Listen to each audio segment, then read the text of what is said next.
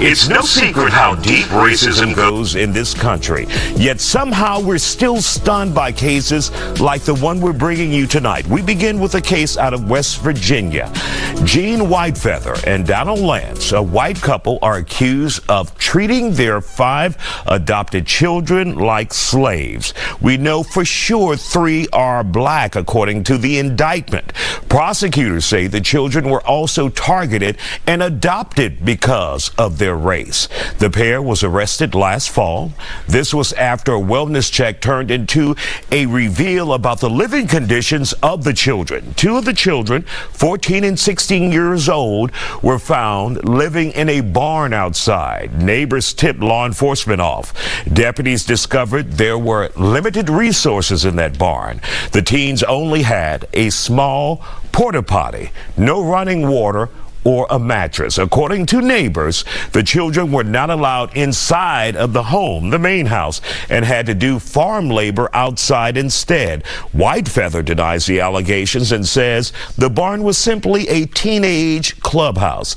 Both Whitefeather and Lance are now behind bars as they wait for a trial to begin September 9th. Joining us to talk about it here on The Factor Uncensored, we have with us parent David Settles, Todd Smith, the CEO of Regal Media, and trauma therapist Chow Wing. Glad to have you all on The Factor Uncensored. First of all, what in the hell? Second of all, Isaiah, why couldn't you have had me on there as the psych expert? Shut up. No, honey, this is the definition. If you've ever seen the word crackery on any of my platforms, this is the definition. Yes. Yes. Crackery at its finest. Who told them to do that? They self. I told y'all didn't I just say sociopath? Honey, let me see what Dr. Wayne got to say, honey. Because first of all, I'm trying to figure out why Dr. Wayne is even on Fox Soul, honey. And why we only got one black person in this conversation outside of Isaiah. It's Fox Soul, but it's still Fox. I keep telling y'all. So, David, first of all, as a parent, hearing this story, and we have learned that the judge admonished them in court in another hearing, saying, I have never in my life seen anything like this. Your bond was $200,000. Come back. It is now $500,000 each. Yeah, absolutely. And I think the judge did the right thing by increasing the bond. But as a parent, absolutely, it's downright deplorable, right?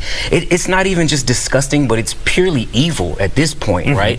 And but to go back to the point about them raising the bond, you know, people have been talking about the foster care system and adoption regulations and things like that. Chances are there wasn't an adoption agency or any foster care system involved in this case, because they raised the bond with allegations of like human trafficking. So we don't even know how these kids ended up in their care in the first place. We do know they were adopted, or they received their custody in Washington State and then moved to West Virginia. Were people wise? Were people getting concerned about what they saw in Washington, and that's why they moved to West Virginia? That's a question we still have to explore. Two things come to mind. The child welfare system, which is an institution that really needs some serious reform. There was talk about defunding the CPS and foster care system. It's not there to protect the children in cases like this. That's a whole other issue. The institutions that are meant to support children can sometimes hurt them. And the other thing I think about is the trauma that's instilled on these kids for a lifetime. We talk about something called adverse childhood experiences, neglect, abuse, poverty, unhealthy sanitary conditions, poor parenting. Those are things that can affect those children for a lifetime.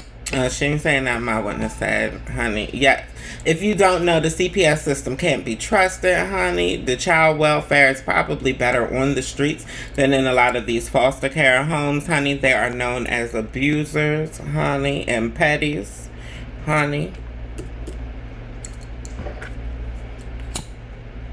Child. One of the reasons I went in to psych rehab for children. I started to accept child patients is because of the extreme conditions in the child welfare system throughout this country. It's really like a pedo ring. Like, that's like the biggest pedo ring in this country, and it's organized and paid through the government. And it's obvious for anybody who knows psychology or for anybody who studies psychology.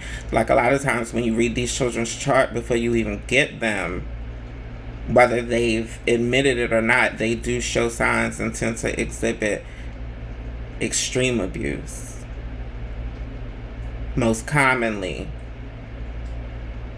in the trafficking or in the bedroom.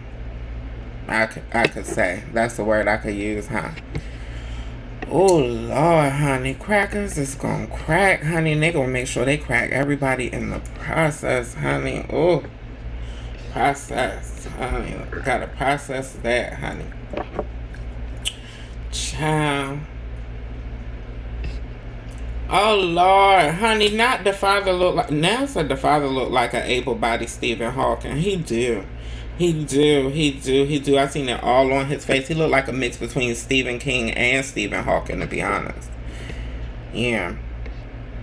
Oh, baby, the ancestors is already dealing with them, honey. They ended up in West Virginia. Well, they probably ended up in West Virginia because you can have black slaves in West Virginia today. I'm surprised somebody told them.